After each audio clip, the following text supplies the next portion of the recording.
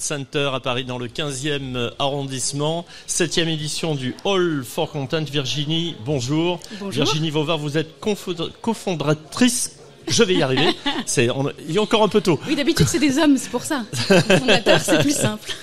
De la société Smart Evo. Alors, on a déjà eu l'occasion d'en parler, mais est-ce que vous pourriez rappeler ce que vous faites chez Smart Evo ? Bien sûr. Alors chez Smart Evo, on a développé en fait ce qu'on appelle un BPM. Donc on aime bien les acronymes. C'est un Business Process Management. C'est ce que j'allais vous dire en français facile. Voilà.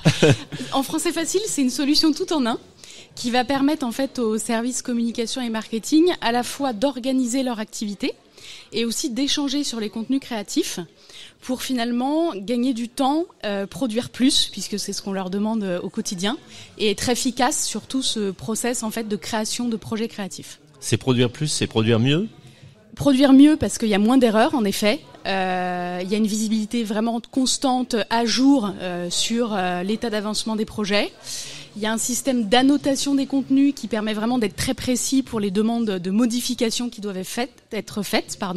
Donc produire plus et produire mieux, en effet. Vous pouvez nous donner un exemple précis ? Oui. Pour illustrer un petit peu vos propos. Alors, par exemple, je vais prendre un grand compte, la Société Générale, qui utilise notre solution. SG maintenant. SG, oui, en effet, SG.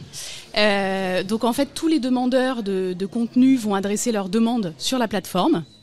Si c'est le studio interne qui va réaliser donc la vidéo, les visuels, les podcasts ou autres, la demande va être prise en compte. Ça peut également être une agence externe qui va prendre en compte la demande sur la plateforme. On va organiser donc tout finalement le projet en créant un planning, en affectant des tâches à des personnes. Dès qu'il y a planning et un rétro-planning. Un planning, un rétro-planning, toutes les vues possibles et inimaginables, Kanban, chronologique, liste, pour avoir un affichage le plus pertinent possible. Et dès lors qu'un premier contenu créatif est disponible, il est déposé sur la plateforme. Les équipes peuvent directement l'annoter, donc dire ce qui ne va pas, entourer, faire pause, etc. Nous sommes interfacés avec les solutions de montage de la suite Adobe, Premiere et After Effects. Donc les créatifs sont très contents parce qu'ils ont des retours précis, ça arrive au bon timecode sur leur produit final en haute définition. Et les allers-retours vont se faire comme ça. Donc on diminue par 2 le nombre d'allers-retours quand même grâce à ce système. Ça permet d'être plus efficace, pertinent et de gagner du temps. Exactement.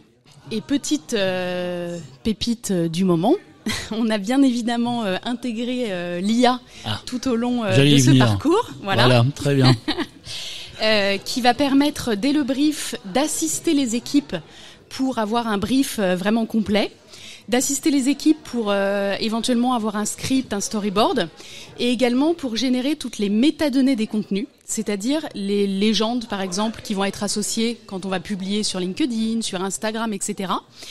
Et comme on renseigne une fiche pour chacun de nos clients qui explique quel est le profil de la société, quel est le tone of voice employé, etc., l'IA va apprendre de tout ça et générer vraiment les métadonnées pertinentes. Vous voyez vraiment la différence avant l'IA et avec l'IA maintenant dans votre activité ? Avec l'IA bien utilisée. Oui, c'est ça. Alors, vous pouvez illustrer votre propos, allez-y. Oui. Souvent, en fait, on a des clients qui arrivent et l'IA, donc c'est un phénomène qui explose partout, sauf que les gens testent un peu chacun de leur côté, utilisent leur propre chat GPT qui est pas bien paramétré ni configuré. Là, tout l'intérêt de l'avoir intégré dans notre solution, c'est qu'on va vraiment le personnaliser par rapport au client, par rapport à l'utilisateur. C'est-à-dire que c'est à partir de votre contenu, de votre plateforme, que toutes les données de l'IA vont être agrégées. Exactement. Pour que tout soit en fait assez fluide et que la communication soit complète. Il y avait une vraie cohérence ciblée. Voilà, pour que ce soit effectivement cohérent, adapté, qu'il y ait une vraie ligne éditoriale finalement respectée par tous les utilisateurs. Donc ça apporte tous ces bénéfices. Donc l'IA, oui, mais à condition que, effectivement, à la base, on lui donne à manger, mais vraiment, on lui donne les bons éléments de façon à ce qu'elle puisse ensuite traduire tout à fait pertinemment ce que vous attendez de ces solutions-là. Et je rajoute juste un point sur l'IA, c'est que nous, on vient vraiment le proposer comme assistant de l'humain. En aucun cas, il vient remplacer ce que nous, on peut faire à la base. Voilà. C'est-à-dire oui, l'IA c'est très bien, mais si l'humain à la base n'intervient pas en permanence pour réalimenter, pour peaufiner le contenu, c'est beaucoup moins pertinent. Exactement. Très bien. Si vous aviez en un mot un qualificatif à donner à cette édition 2025 du All for Content, vous diriez quoi ? Alors, je dirais que c'est, j'ai réfléchi, mais un salon de proximité, dans le sens où on a vraiment le temps de discuter avec les visiteurs, parce que le salon est pas très grand, mais du coup, le point très bénéfique, c'est que ça nous laisse l'opportunité de prendre le temps avec chacun d'entre eux, qui viennent tous globalement visiter les stands, donc c'est très appréciable par rapport à un grand salon assez anonyme. Donc c'est vraiment ces échanges de proximité qui sont possibles sur le salon. Très bien, merci Virginie Lovar, et puis à bientôt. À bientôt. Et bonne continuation, bon salon à vous. Merci à vous. Merci Virginie, bon salon.